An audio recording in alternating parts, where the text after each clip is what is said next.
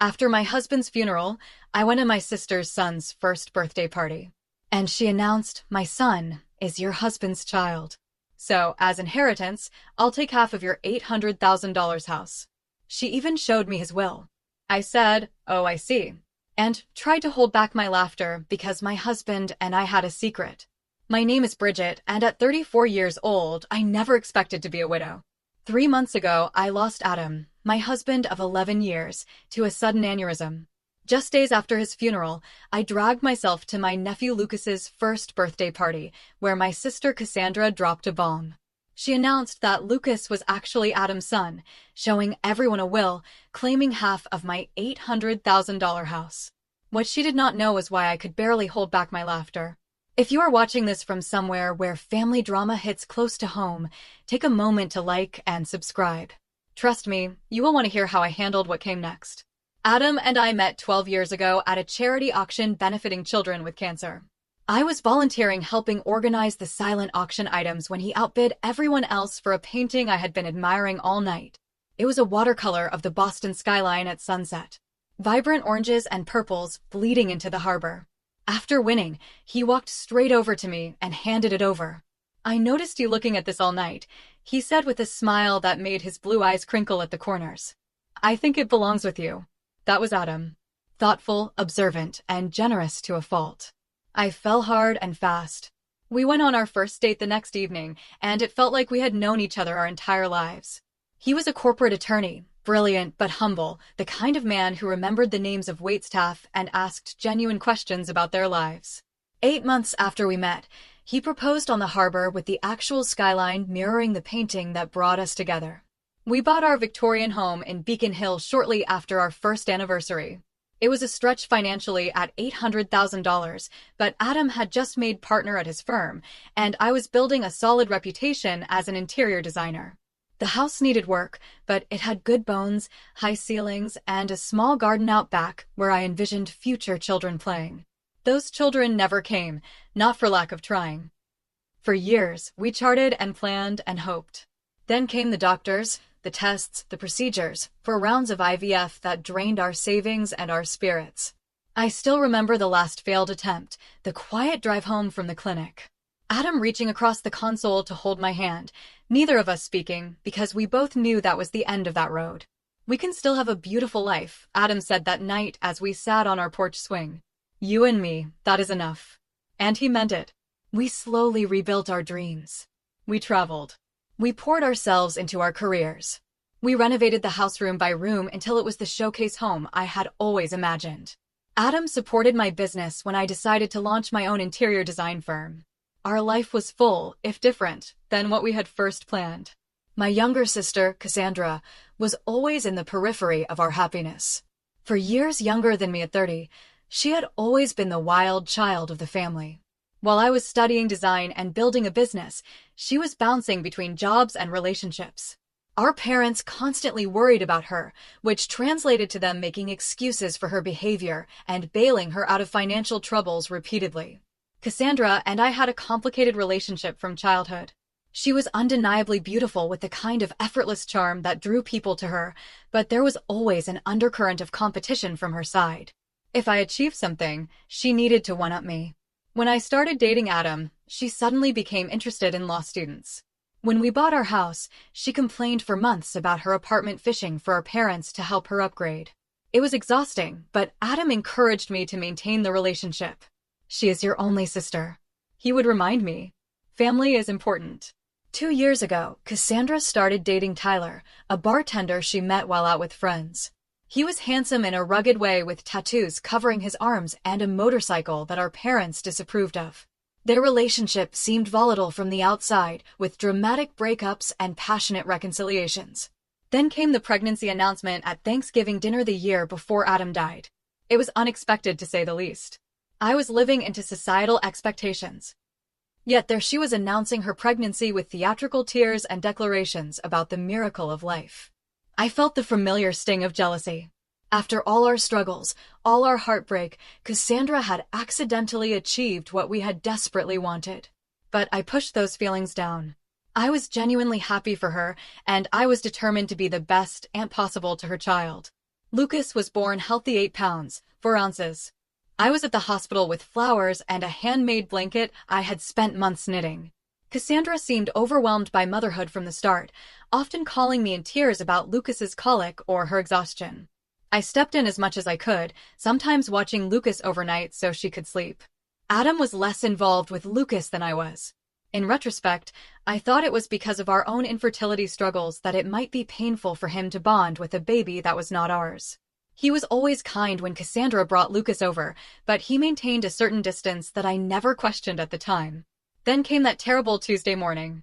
Adam complained of a headache before leaving for work. I suggested he stay home, but he had an important client meeting, just a migraine. He insisted kissing me goodbye. "I will call you after the meeting." That call never came. Instead, I got one from the hospital. By the time I arrived, he was already gone. Brain aneurysm. They said nothing could have been done. He was 36 years old. The next days passed in a blur of arrangements and grief. Cassandra was strangely absent during most of it, sending text messages claiming Lucas was sick or she could not find a babysitter. When she did appear at the funeral, she stayed briefly, keeping to herself and leaving before the reception. I was too numb with grief to think much of it at the time. 1 week after we laid Adam to rest, Lucas's first birthday arrived. The last thing I wanted to do was attend a children's birthday party, but family obligations pulled at me. "Adam would want you to go," my mother insisted during one of her daily check-in calls. He always said, "Family comes first." So I found myself driving to Cassandra's small rental house in a less desirable part of town. A wrapped gift on the passenger seat and dark circles under my eyes that no amount of concealer could hide. I had barely slept since Adam died, spending nights staring at his empty side of the bed, reaching for a warmth that was no longer there. I parked behind a line of cars and took several deep breaths before grabbing the gift and heading inside. No one should have to fake happiness so soon after losing their husband, I thought, but I plastered on a smile and knocked on the door. Cassandra's friend, Jenna, opened it, her eyes widening slightly at the sight of me.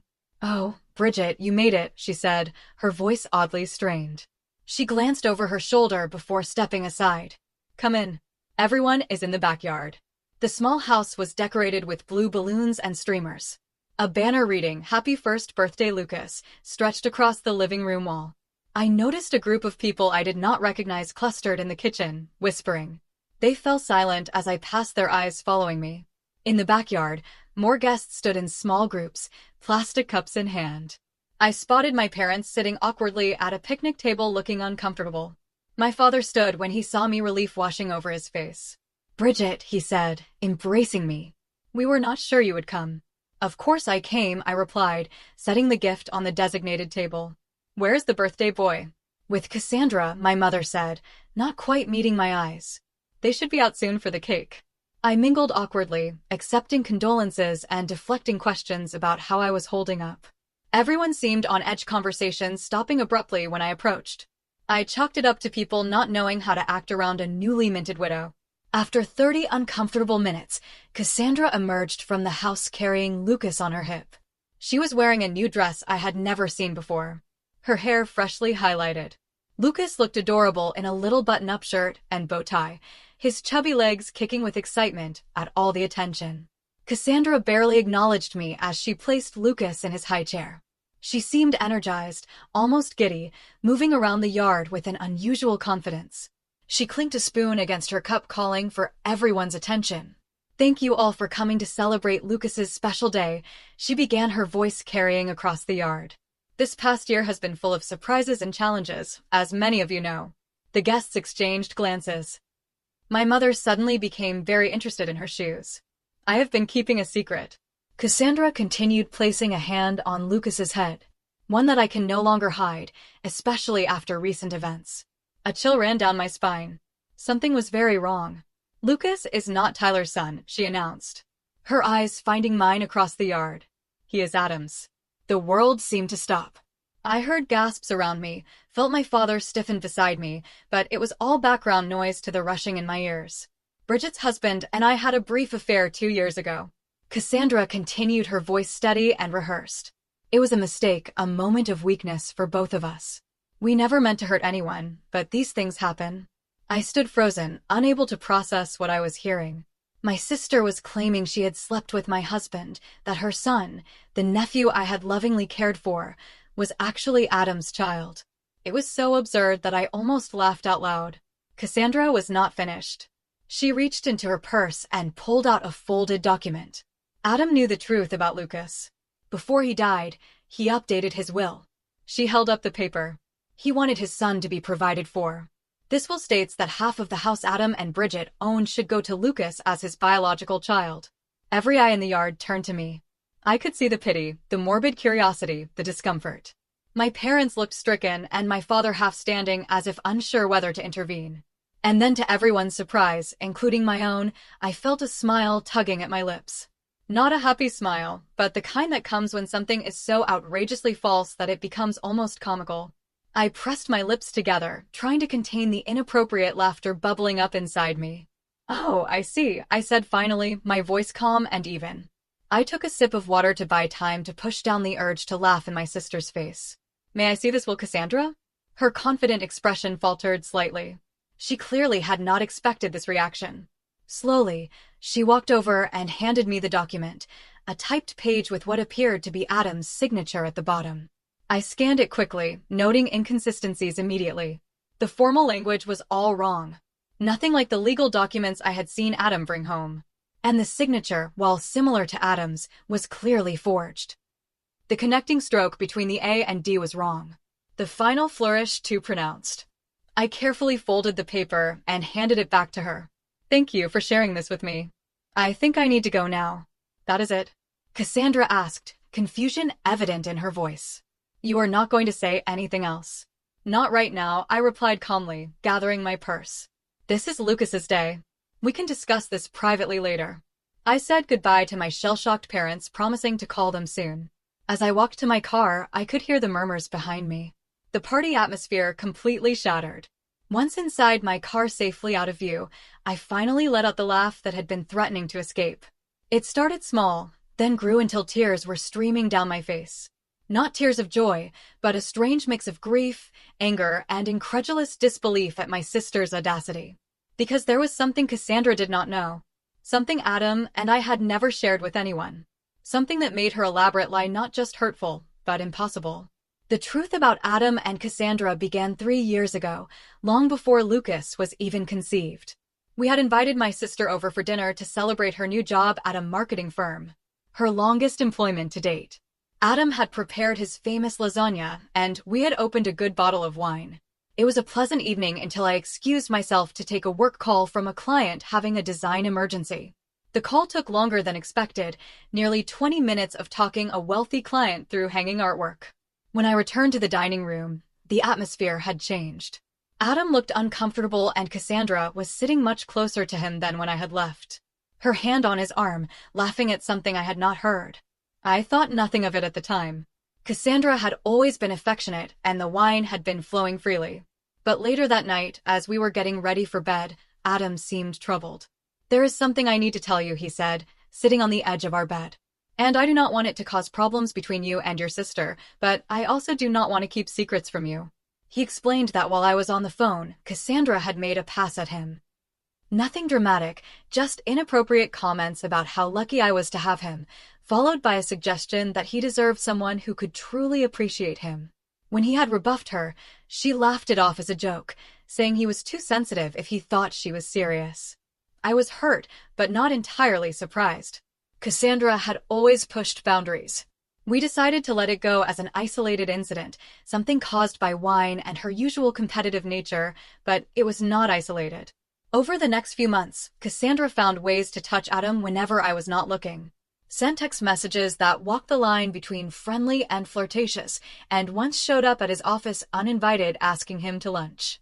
Each time Adam gently but firmly maintained boundaries and told me immediately afterwards, after the office incident, we confronted my parents about Cassandra's behavior.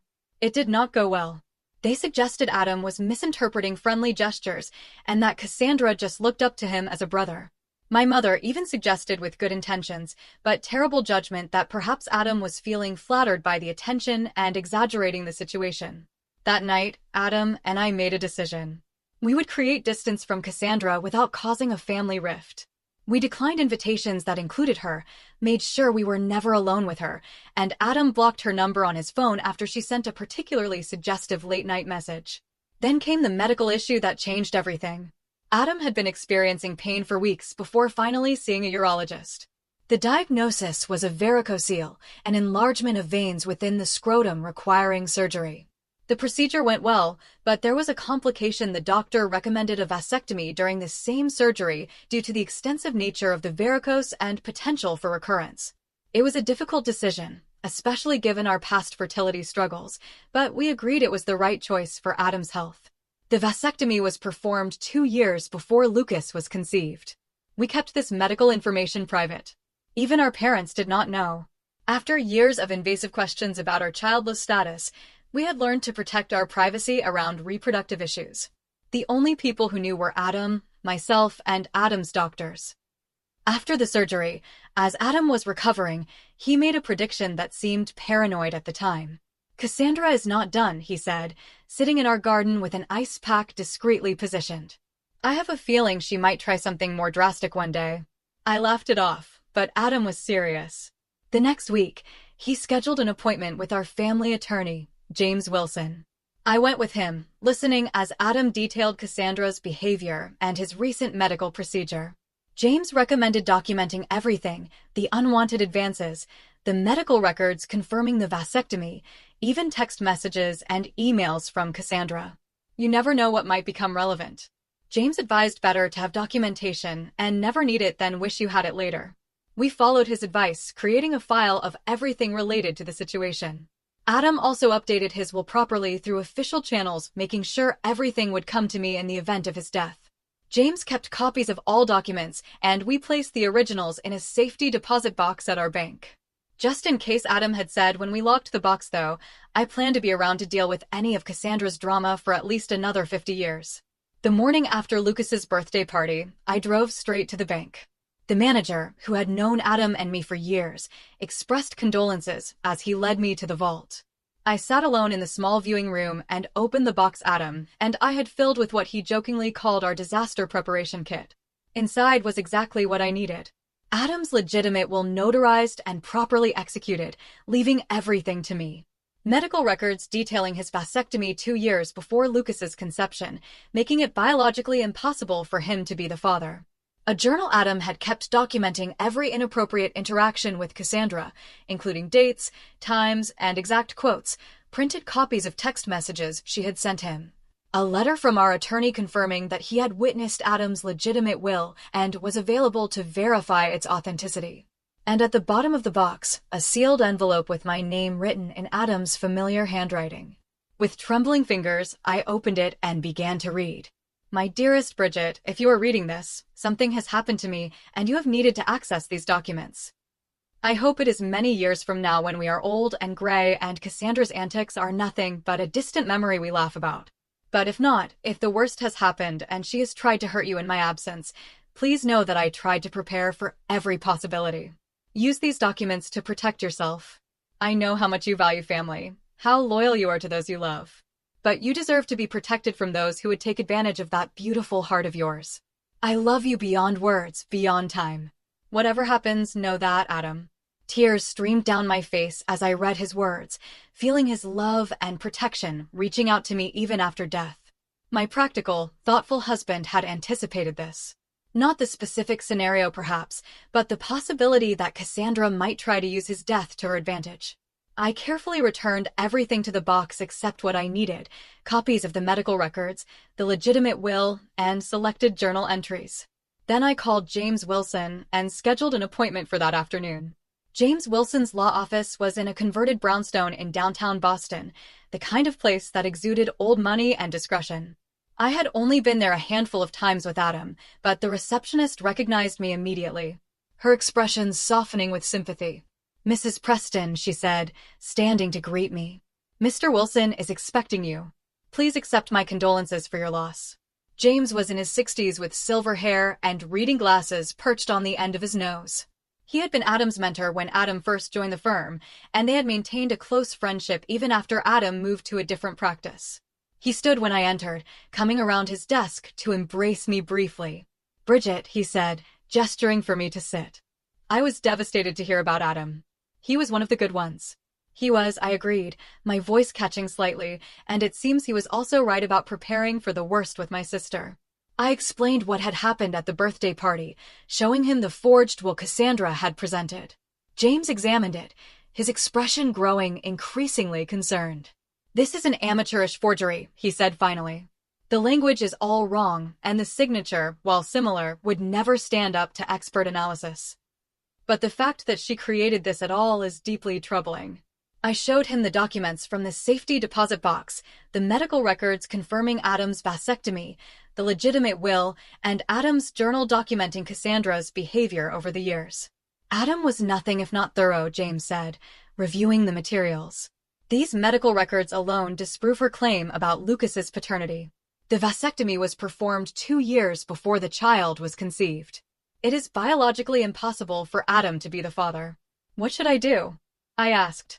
I do not want to humiliate her publicly, but I cannot let her take half of our home based on a lie.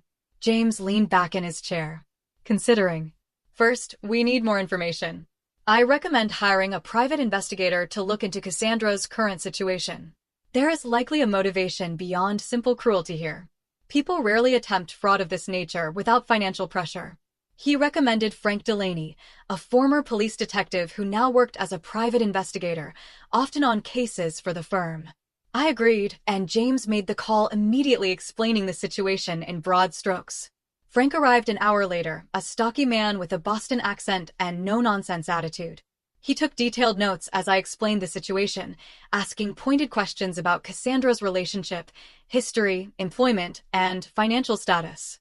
I realized how little I actually knew about my sister's current circumstances. We had grown further apart since Lucas's birth, with my attempts to be involved as an aunt often rebuffed or taken for granted. I will need a few days, Frank said when I had finished. My preliminary focus will be on her financial situation and relationship with the child's actual father. Is there anything else you can tell me about him? I shared what little I knew about Tyler, the bartender Cassandra had been dating when she became pregnant. I had only met him a handful of times, and he had seemed uninterested in family gatherings. Last I heard they were still together, but she rarely mentions him anymore. I said he was not at the party yesterday, which I thought was strange for the father of the birthday boy. Frank nodded, making another note. That is a good starting point. I will be in touch soon. 3 days later, Frank called requesting a meeting at James's office. When I arrived, both men were reviewing documents spread across the conference table. Mrs. Preston, Frank began once we were seated. I have uncovered some concerning information about your sister's situation. According to his investigation, Cassandra was in dire financial straits. She had accumulated over $75,000 in debt spread across credit cards, personal loans, and medical bills for Lucas, who had needed surgery for a heart defect shortly after birth. Her credit score was abysmal, and she had been rejected for 3 additional loans in the past month alone.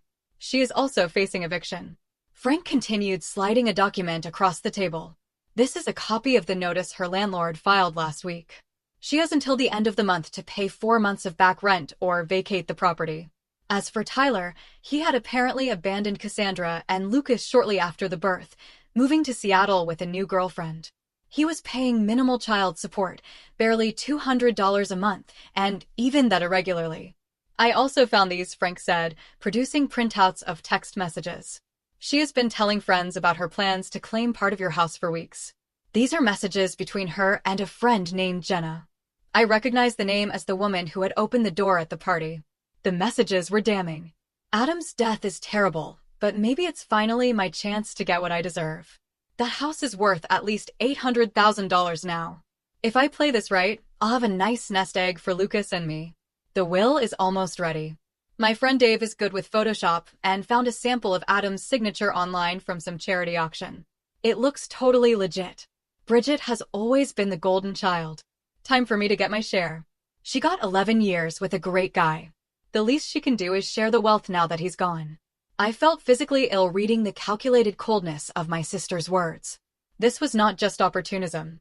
It was premeditated fraud designed to capitalize on my grief. There is more, Frank said gently. I ran a background check on Tyler Martin, the actual father.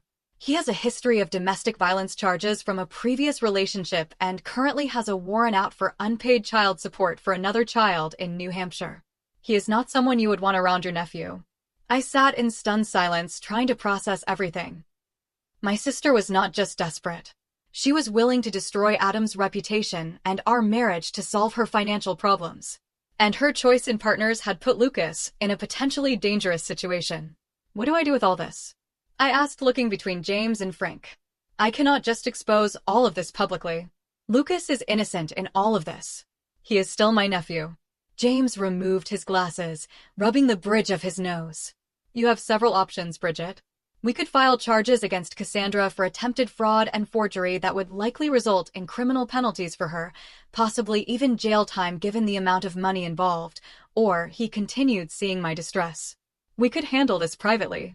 Confront her with the evidence, require her to retract her claims, and potentially work out an arrangement that protects both you and the child. I left the meeting with a heavy heart and a folder full of evidence. That evening, I called my therapist, Dr. Laurel Chin, whom I had been seeing since Adam's death, and scheduled an emergency session. In her calm, plant-filled office, I unloaded the entire situation. I am so angry I can barely see straight, I admitted. But Lucas is just a baby. None of this is his fault. And despite everything, Cassandra is still my sister. Dr. Chin listened attentively, asking occasional questions about my relationship with Cassandra throughout our lives. It sounds like this pattern of competition and manipulation has existed since childhood, she observed. The current situation is an escalation, not an anomaly. What would you do? I asked desperately. I cannot tell you what decision to make, she replied. But I will say that compassion does not mean allowing yourself to be victimized. You can be kind while still establishing firm boundaries and consequences. After much reflection, I decided on a course of action. I would confront Cassandra privately with all the evidence, offering her a choice to either face potential legal consequences for her fraud or accept a compromise that would provide for Lucas while requiring accountability from her. With renewed determination, I called Cassandra the next morning. We need to talk about the will, I said when she answered. Can you come to my house tomorrow afternoon? Just you know, Lucas, I knew you would come around, she replied, sounding smugly satisfied. I will be there at 2. I spent the morning preparing for Cassandra's visit, arranging documents in a logical order, and setting up recording devices on James's advice. Massachusetts is a 2-party consent state, he had warned me. So, you cannot record her secretly, but you can ask for her permission at the start of your conversation, framing it as a way to ensure you both have a record of any agreement reached. At precisely 2 o'clock, the doorbell rang.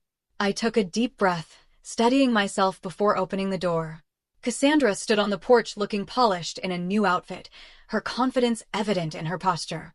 Come in, I said, leading her to the living room where I had set up 2 chairs facing each other, a coffee table between them with a recorder, water glasses, and a folder of documents. I hope you do not mind if we record our conversation. It seems prudent given the legal nature of what we are discussing. Cassandra hesitated only briefly before nodding. Sure, whatever makes you comfortable. Though I think this can be pretty straightforward. The will is clear. I turned on the recorder, stating the date and time and confirming Cassandra's consent to be recorded. Then I sat back studying my sister's face. Before we discuss the will, I would like to understand exactly what you are claiming happened between you and Adam. Cassandra launched into a well-rehearsed story about a supposed affair 2 years ago. According to her version, she and Adam had connected during a period when he and I were having problems. She claimed they met several times at a hotel downtown, that Adam had confessed his unhappiness in our marriage, and that Lucas was conceived during these encounters. He always meant to tell you, she said, her eyes wide with practiced sincerity. But then, Lucas was born with a heart condition, and he did not want to add stress to the situation. He promised he would provide for his son, though. I listened without interrupting, noting the inconsistencies in her timeline and the details that contradicted what I knew about Adam's schedule during that period. When she finished, I began asking questions. Which hotel did you meet at? I asked. The Mandarin Oriental, she replied quickly. And what room do you remember? She faltered slightly. It was on a high floor. I do not recall the exact number. What days of the week did you usually meet? Tuesdays? Sometimes Thursdays? When he told you he was working late. I continued with increasingly specific questions. What did Adam typically order from room service? What side of the bed did he prefer? Did he shower before or after, details that only someone who had actually been intimate with Adam would know? Cassandra grew increasingly flustered, her answers becoming vague or contradictory. Why does any of this matter? She finally snapped. The point is that Lucas is Adam's son, and the will proves Adam wanted to provide for him. Actually, I said, calmly opening my folder. Both of those claims are demonstrably false. I placed the medical records on the table between us. 2 years before Lucas was conceived, Adam had a vasectomy following surgery for a varicocele. It was completely successful, confirmed by follow-up tests. It was physically impossible for him to father a child after that procedure. Cassandra's face drained of color. She picked up the medical records with trembling hands, scanning the clinical language and dates. These could be faked, she said weakly. They are not, I replied. And Adam's doctor is prepared to testify to their authenticity if necessary. But that is just the beginning. Next, I produced the legitimate will notarized and properly filed with the court. This is Adam's actual will prepared by James Wilson and witnessed by 2 partners at his firm. As you can see, it leaves everything to me with no mention of Lucas. Cassandra's confidence was visibly crumbling, but she attempted to rally. He must have changed it after this was drawn up. The will I have is more recent. The will you have, I said evenly, is a forgery, a poor one, I might add. James has already identified multiple legal inconsistencies in the language, and the signature is clearly fake. Creating a fraudulent will is a felony in Massachusetts, punishable by up to 5 years in prison. I continued methodically presenting evidence. Adam's journal documenting her inappropriate advances the text messages between her and Jenna discussing the plan. And finally, the report from Frank's investigation detailing her financial troubles, eviction notice, and Tyler's abandonment. We know everything, Cassandra, I said as she sat in stunned silence. The question now is what happens next? For a long moment, she did not speak. Then, to my surprise, she began to cry. Not the theatrical tears I had seen her use to manipulate our parents, but deep body-racking sobs. I did not know what else to do, she finally said between gasps. I am going to be homeless. Lucas and I will be out on the street in 2 weeks. Tyler left us with nothing. The medical bills just keep coming. I thought if I could just get some money from the house. So you decided to destroy Adam's reputation? I asked, my voice hardening. To tell everyone he cheated on me, to forge legal documents. I was desperate. She shouted, her sadness turning to anger. You have everything. This big house, a successful business, everyone's respect. What do I have? A baby with a heart condition, $75,000 in debt, and an eviction notice. You try making good decisions in that situation. Her outburst hung in the air between us. The raw honesty of it, stripped of the manipulation and lies, reached something in me. Not forgiveness, not yet, but perhaps understanding. Lucas is Tyler's son, isn't he? I asked more gently. She nodded, wiping her eyes. Yes, Adam never touched me. Not like that. I did try with him years ago. He always shut me down immediately. He was annoyingly loyal to you. And the will. My friend Dave helped me create it. He does graphic design and thought it would be easy to fake a signature. I was going to use it to pressure you into giving me money. I never thought you would actually look into it so thoroughly. I turned off the recorder and sat back, considering my next move. Cassandra watched me nervously, clearly expecting the worst. I could press charges, I said finally. What you did was illegal, not to mention cruel and calculated. She nodded miserably. I know. But that would hurt Lucas, I continued. And despite everything, he is my nephew. I love him. I leaned forward, making sure she was looking directly at me. So, here is what is going to happen. You are going to tell everyone the truth, that you lied about the affair, that Lucas is not Adam's son, and that you forged the will. You will apologize publicly to me and to Adam's memory. And then what? She asked, her voice small. We will still be evicted. I am not finished, I said, in exchange for your full confession and a legal agreement never to attempt anything like this again. I will help you and Lucas, not by giving you half my house, but by setting up a trust fund for Lucas's education and medical needs and helping you find stable housing. Her eyes widened. Why would you do that after what I did? Not for you, I said honestly. For Lucas, and because Adam would want me to help his nephew, even if that nephew's mother tried to destroy his reputation, there will be conditions, I continued. You will enter therapy and financial counseling. You will maintain steady employment, and you will allow me to be part of Lucas's life to ensure he is being properly cared for. If you violate any of these conditions, the support stops immediately. Cassandra was quiet for a long moment, processing everything. I do not deserve your help. She finally said, no, I agree you do not, but Lucas deserves a stable home and medical care, and I deserve to have my husband's memory untarnished. This solution gives us both what we need. After further discussion of the details, Cassandra agreed to my terms. We would meet with James the next day to formalize the agreement, and she would make her public confession at a family dinner the following weekend. As I showed her out, she paused at the door. I really am sorry, Bridget. I have been jealous of you my whole life. Everything always seemed to come so easily to you. Nothing about my life has been easy, I replied. You just never bothered to look past the surface. Maybe it is time you started. The family dinner I arranged for Saturday evening was tense from the start. My parents arrived early, my mother bringing her signature lasagna as a peace offering. I do not know what this is about, she said as she set the dish on my counter. But Cassandra has been calling us in tears, saying you are forcing her to come to some sort of family meeting. Just wait until everyone is here. I replied, pouring her a glass of wine. This needs to be addressed once, with everyone present. By 7 o'clock, we were all seated around my dining room table. My parents, Cassandra, without Lucas, who was with a babysitter, and me. James had advised me to record this conversation as well, and a small recorder sat in the center of the table.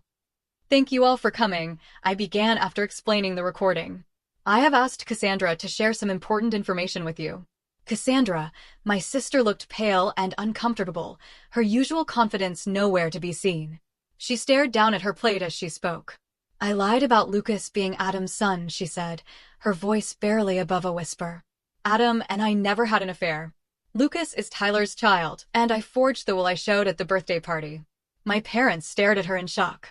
But why would you do such a thing? My father demanded. Do you have any idea what that claim did to your sister? To Adam's reputation. Cassandra explained her desperate financial situation, her voice gaining strength as she detailed the mounting debts, Tyler's abandonment, and the eviction notice. As she spoke, I could see my mother's expression shifting from shock to sympathy. Oh, honey, she said when Cassandra finished. Why didn't you just come to us for help? You did not need to make up such terrible lies. Would you have given me $400,000? Cassandra asked bluntly, because that is what I would have gotten if my plan had worked. Half the value of Bridget's house. Of course, we could not give you that kind of money, my father said. But we could have helped with the rent, at least temporarily. Instead, you chose to try to defraud your own sister while she was grieving her husband. I know it was wrong, Cassandra admitted. Bridget has already made that abundantly clear. She has the evidence to press charges against me if she wanted to. My mother turned to me in alarm. You would not do that to your own sister, would you, Bridget? I felt a flash of frustration at her immediate defense of Cassandra. Even now, I said firmly. What she did was not just immoral, but illegal. Forgery and fraud are felonies. But she is family, my mother insisted. And she has Lucas to think about. I am family, too, I replied, my voice rising slightly. Your daughter, too, the one who just lost her husband and then had to defend his memory against false accusations of infidelity. Where was your concern for me in all this? My father looked uncomfortable, shifting in his seat. Of course, we care about you, Bridget, but Cassandra has always needed more help, more guidance. And whose fault is that? I asked. You have been bailing her out of her poor decisions her entire life. Maybe if you had let her face consequences occasionally, she would not have escalated to criminal behavior. My mother gasped. That is hardly fair, Bridget. We have always treated you girls equally. Cassandra surprisingly shook her head. No, Mom, you have not. Bridget is right. You always made excuses for me. Always found ways to fix my mistakes. It did not help me. It just made me think I could do whatever I wanted without consequences. My parents looked stunned at this admission. For perhaps the first time, Cassandra was taking responsibility rather than deflecting blame. So, what happens now? My father asked, looking between us. Is Cassandra going to jail? No, I said I have decided not to press charges under certain conditions. I outlined the agreement Cassandra and I had reached with James' help, the trust fund for Lucas, the therapy and financial counseling requirements, and the stable employment condition. That is very generous, my father said, looking relieved. Especially after what she did. It is more than generous, Cassandra agreed quietly. It is more than I deserve.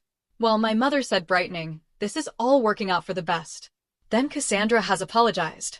Bridget is helping with Lucas, and we can put this ugly business behind us. It is not that simple, Mom, I said firmly. Trust has been broken here. The healing will take time if it happens at all. And there need to be boundaries going forward. What kind of boundaries? She asked, looking worried. For one thing, I need you both to stop enabling Cassandra's behavior. No more bailouts, no more excuses. She needs to stand on her own feet with appropriate support that does not perpetuate dependency. My father nodded slowly. That seems reasonable. And I need you to respect that my relationship with Cassandra will be different now. I am involved in Lucas's life because I love him and want the best for him. But Cassandra and I will not be close the way we once were. At least not for a long time. My mother looked distressed. But we are family. We need to stick together, especially now. Being family does not mean tolerating abuse. Mom, I said gently. What Cassandra did was abusive. She tried to use my grief to manipulate me to take advantage of me at my most vulnerable that has consequences even within a family. The remainder of the dinner was subdued with my parents processing this new reality. When they left, my father hugged me tightly, whispering, I am proud of you, Bridget. Adam would be too. My mother hugged me as well, but her eyes were sad already. Mourning the idealized family dynamic she had always pretended we had, Cassandra was the last to leave. At the door, she hesitated. I really am sorry, she said again. Not just for the will and the lies, but for everything, for the years of competition and jealousy, for not being the sister you deserved. I know, I replied. And I hope the therapy helps you understand why you made these choices. Lucas deserves a mother who is emotionally healthy and honest. Do you think you will ever forgive me? I consider the question carefully. I do not know, I answered truthfully. But I am willing to see where this new path takes us. For Lucas's sake, and maybe someday for ours too. They all left then. I knew one thing for certain. Our family would never be the same. But perhaps in time, it could be something healthier, built on honesty rather than illusion. 1 year after Adam's death, I stood in our garden, watching the spring bulbs push through the soil. The daffodils Adam had planted the previous fall were blooming a riot of yellow against the newly green lawn. I felt a bittersweet ache seeing them, knowing he had put them in the ground with hopes of seeing them bloom. So much had changed in that year. The trust fund for Lucas was established and already helping with his ongoing medical needs. His heart condition, while requiring monitoring, was responding well to treatment, and he was growing into a cheerful, curious toddler. Cassandra had surprised everyone by truly embracing the conditions of our agreement. 6 months of therapy had helped her recognize patterns of behavior stemming from childhood. The constant need to compete with me, the self-sabotage that had characterized many of her decisions. She had found steady employment as an office manager at a dental practice, a job that provided stability and benefits. Our relationship remained formal but cordial. I saw Lucas regularly taking him for outings to the park or the children's museum. Cassandra and I did not pretend to be close, but we had found a way to coexist peacefully for Lucas's sake. My parents had struggled initially with the new boundaries I had established. My mother especially found it difficult to accept that her daughters would not have the close relationship she had always envisioned. But over time, they too had adjusted, learning to support Cassandra without enabling her dependency. As for me, the grief support group I had joined shortly after Adam's death had become a lifeline. 12 strangers bound together by loss had become friends, understanding each other in ways that even well-meaning family and friends could not. We met weekly, sharing our journeys through grief, celebrating small victories, and supporting each other through the inevitable setbacks.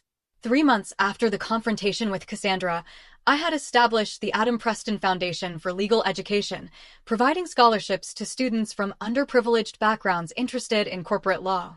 It gave me purpose to see Adam's legacy continuing in the careers of young idealistic lawyers who might otherwise never have had the opportunity to enter the profession. Old friends had stepped up in ways I could never have anticipated. Adam's law partners checked in regularly, inviting me to dinners and events, making sure I was not isolated in my grief. My college roommate Sarah flew in from Chicago monthly just to spend weekends with me, sometimes doing nothing more than watching movies and ordering takeout. And then there was Michael. I met him at a fundraiser for the foundation 6 months after Adam died. He was a professor of ethics at Boston University.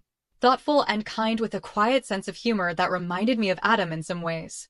We started as friends, sharing coffee after foundation meetings, then gradually transitioned to occasional dinners. It was different than what I had with Adam, as it should be. Michael understood that Adam would always be part of my life, that loving again did not mean replacing what came before. We were taking things slowly, both of us cautious, but hopeful.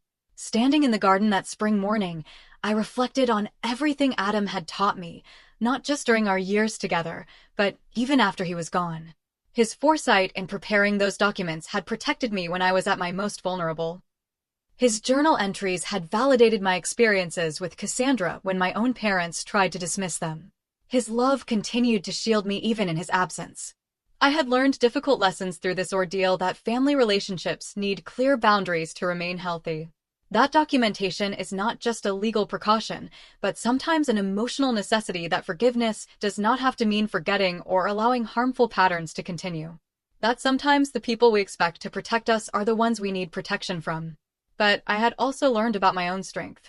I had faced Cassandra's betrayal, navigated the legal complexities, and made difficult decisions about how to move forward, all while processing the devastating loss of my husband. I had found a way to honor Adam's memory while beginning to build a new life for myself. The daffodils swayed in the spring breeze, resilient after the long winter. I thought about how grief is like that, too. Not a straight line, but a series of seasons, each bringing its own challenges and unexpected beauties. I was not the same person I had been before Adam died, before Cassandra's betrayal. I was stronger in some ways, more cautious than others, but ultimately more authentic in how I approached relationships and boundaries. Sometimes the most painful betrayals force us to find strength we never knew we had. I said softly to the garden Adam had loved, "You could not have known what would happen after you were gone. But somehow you prepared me to face it. And in that way, your love protects me still." As I turned to go back inside, I felt a sense of peace that had been absent for so long. Not because the grief was gone. It never would be completely gone, but because I had found a way to carry it alongside hope for the future. Adam had given me that gift, teaching me that love endures even when the person is gone, that preparation and honesty are acts of profound caring. If there is one thing I would share with anyone facing betrayal within their family, it is this. Protect yourself with both documentation and boundaries. The people who truly love you will respect those boundaries, and the ones who do not were never safe for you to begin with. Have you ever had to establish difficult boundaries with family members? Thanks for watching. Take care. Good luck.